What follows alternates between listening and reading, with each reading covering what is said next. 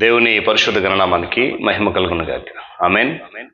క్రీస్తునందు ప్రియులారా, దేవుడు తన మహాత్మను బట్టి మరొక నూతన ఉదయకాల సమయంలో వేకునే రీతిగా ఆయన పాద సముఖంలో మనమంతా ఉండి ఆయన నామాన్ని గణపరిచే చక్కటి అవకాశాన్ని నూతన ఉదయకాలం మనకి ఇచ్చారు. దాన్ని బట్టి ఆయన విలువైన పరిశుద్ధ నామమునకు ఘనత కలుగును గాక.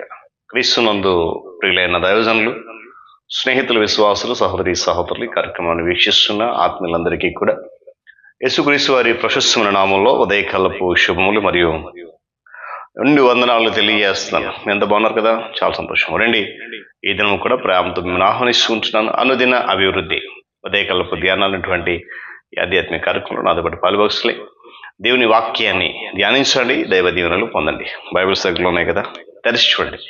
ఒకవేళ దగ్గరలో లేకపోతే చదువుతున్న మాట జాగ్రత్తగా వినండి, గ్రహించండి.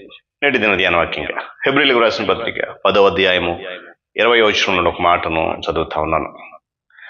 ఆయన రక్తం వలన పరిశుద్ధ స్థలమునందు ప్రవేశించుటకు మనకు ధైర్యము కలిగి ఉన్నది.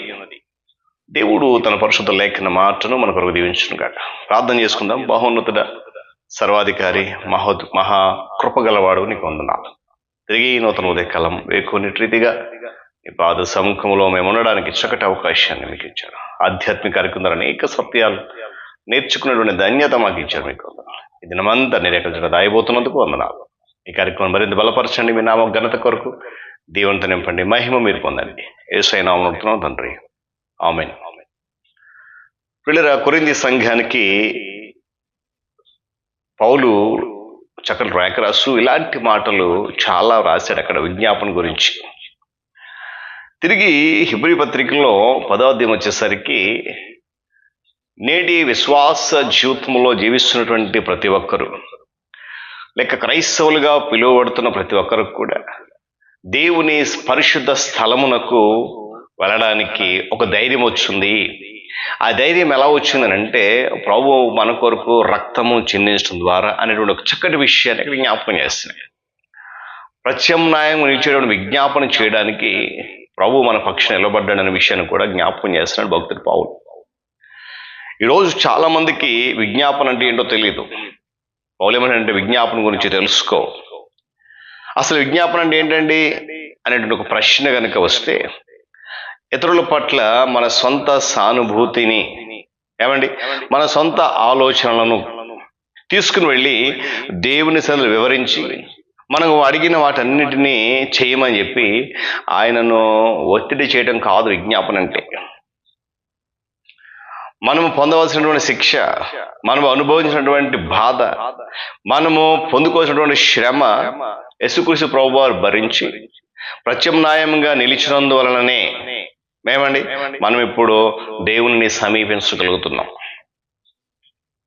ఆయన ప్రత్యామ్నాయంగా నిలబడిన విధానాన్ని ఇతరుల కొరకు విజ్ఞాపనం చేసేటువంటి విషయంలో మనము మాదిరిగా తీసుకోవాలి. అందుకే అన్నాడు కూడా, మనకి ఇప్పుడు ఆయన రక్తం వలన పరిశుద్ధ స్థలంలో ప్రవేశించడానికి ధైర్యం వచ్చింది. అంతకుముందు ధైర్యం లేదు. ఆదాము హవ్వలు ఏదైనా వనములో దేవుని పరామర్శించకు వచ్చినప్పుడు అప్పటికి వారికి పాపంలో పడిపోయారు. జ్ఞానం అంటే తెలిసింది కనుక వారు పరిశుద్ధ దేవుని ముందు రావడానికి భయపడి దాక్కున్నారు. కానీ యేసుప్రభు వారు భూమి మీదకి వచ్చి మనుషులందరి కొరకు ఆయన రక్తం చెందించడం ద్వారా తిరిగి ఏ పరిశుద్ధ స్థలములోనికి రావడానికి ధైర్యం కోల్పోయాడు మానవుడు, ఆ పరిశుద్ధ స్థలముకు రావడానికి ధైర్యాన్ని పొందుకున్నాడు ప్రభు వారి రక్తం ద్వారా. దేవునికి స్తోత్రం చెప్పండి. హల్లెలూయా. ఆధ్యాత్మిక విషయాల పట్ల మనకు మొండితనం ప్రదర్శించడం అనేది విజ్ఞాపనకు పెద్ద అడ్డుబండగా మారుతుంది, ఆటంకంగా నిలబడుతుంది.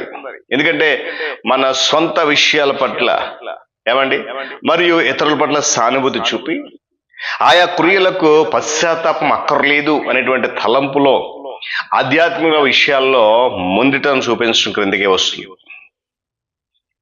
ఉదయకాలం గమనించండి, ప్రతి మనిషి ఏదో ఒక మంచితనం లేదా ఏదో ఒక సుగుణం ఉంటుందనేటువంటి ఆలోచన క్రీస్తు శిలువ ద్వారా కలిగినటువంటి ప్రాయశ్చిత్తం దూరం చేసుకున్న విషయాన్ని కూడా గమనించాలి. ఈ లోకపు ఈ యొక్క ఆలోచన వల్ల కలిగేటువంటి ఆ మందగొండితనం మరియు అనాసక్తత ఉంటాయి చూడండి, అవి ఇతరుల పట్ల దేవునికున్న ఆ విజ్ఞాపనను చేయకుండా, మనము వారి కొరకు చేయకుండా అడ్డుపడుతుంది. మన విజ్ఞాపనకు దూరమైనప్పుడు ఇతరుల పట్ల దేవునికి ఉన్న శ్రద్ధాశక్తులను, ఆయన కృపను కూడా మనం ఎప్పటికీ అర్థం చేసుకోలేము. కాబట్టి దేవునితో మనకున్నటువంటి ఆ ఏకీభావం ఏదైతే ఉందో దాన్ని కోల్పోతాం.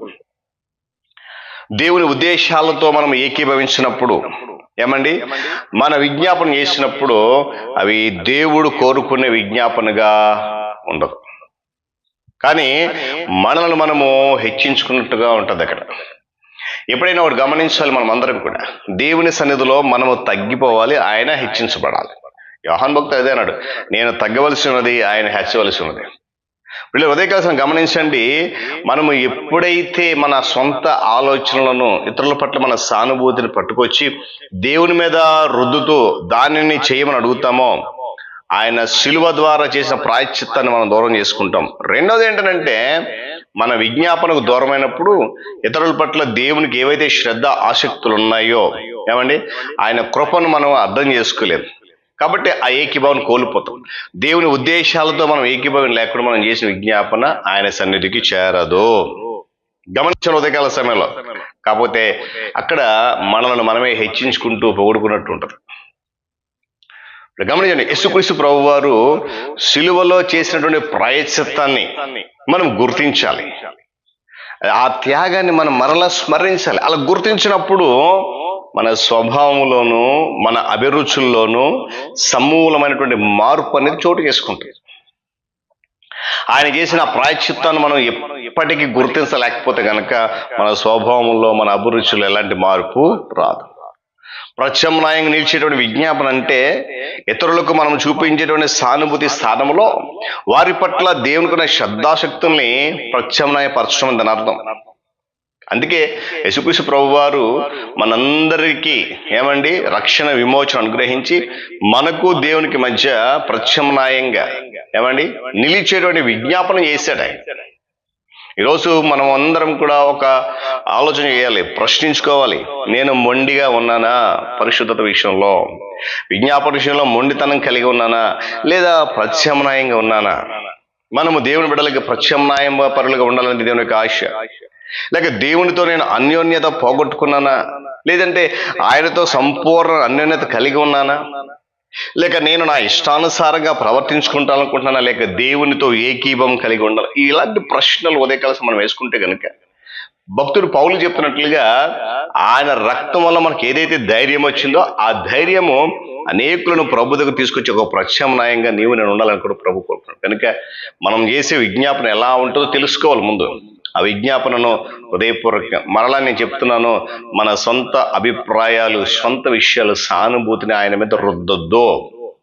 అది దేవునికి విజ్ఞాపన చేసినట్టు ఉండదు, మనలను ఆయన దగ్గర హెచ్చించుకున్నట్టు ఉంటుంది. కనుక యేసు ప్రభు వారు చేసినట్టు విజ్ఞాపన ఏదైతే ఉందో, పౌలు భక్తుడు చేసిన విజ్ఞాపన ఏదైతే ఉందో దానినే మనం అందరూ కూడా సమూలంగా నేర్చుకోవాలి, ఆ మార్పు రావాలని కోరుకున్నాడు. కనుక అలాంటి మార్పులు వెళ్ళడానికి ఇష్టపడదాం. పరిశుద్ధాత్మ దేవుడు సహాయము ద్వారా నడిపించును గాక. ప్రార్థన చేద్దాం. మహోన్నతుడా, సకల ఆశీర్వాదం, స్తోత్రాలు, సర్వోన్నతని మీకు వందనాలు.